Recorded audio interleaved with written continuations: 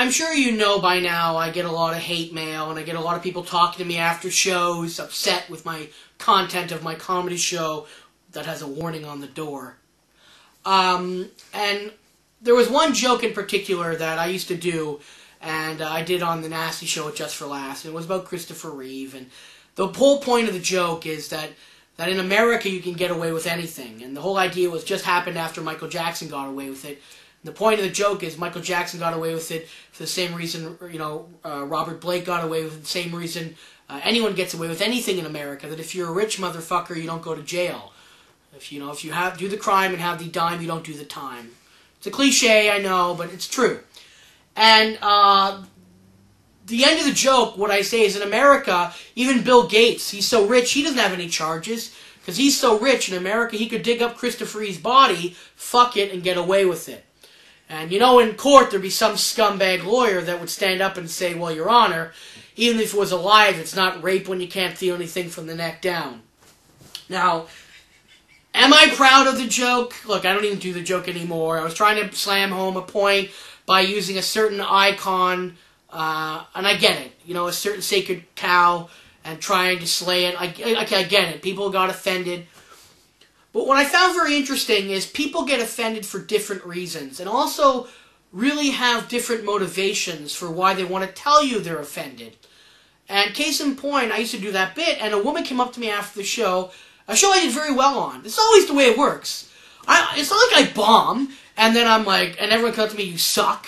No, it's always the time when you're doing a great show, and some crazy broad comes up to you, and is like, hey, we're good, and it's like, alright, fine.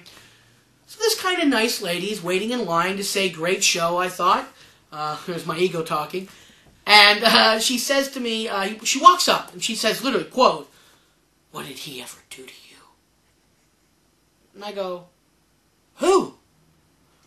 She goes, what did he ever do to you? And I thought she meant Fucky, the guy in the front row that I'd hammered the whole hour. You know what I mean? Like, what did I ever do to him? Nothing. Are you his mom, his date? Like, I don't know, right?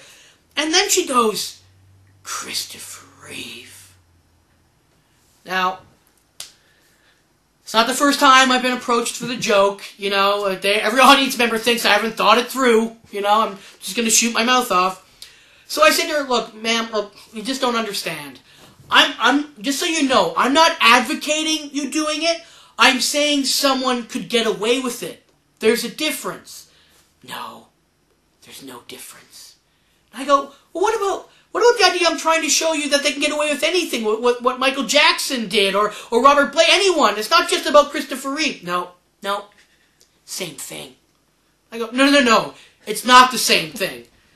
What I'm saying is not the same thing as Michael Jackson. And I'll tell you this, maybe I'm speaking for him, but if Christopher Reeve was alive today, I'm sure he would agree with me that it's okay to dig up a dead body and fuck the shit out of it is better than what Michael Jackson did to those kids. And I'll tell you right now, man, you have the right to, no matter how much of a star I become, you can dig up my body and fuck the shit out of it for the kids. In fact, it should be like an organ donor card you have in your wallet. If you die and you get fucked so many times up at the 5th raping of your dead body, you get a free virgin in heaven. Now, of course, I spew all this hate. She's got this look on her face like she's just been mentally raped, right? And all I said to her is, look, you know what? You assume that I'm not expecting you to come at me with this. If you're going to come at me with something, please think it through to 8 or 9 levels ahead of a knee-jerk reaction. Don't think I'm that stupid that I would try and do a joke like that and not think of every angle. And then people say, Darren, why do you think you're going to have a heart attack?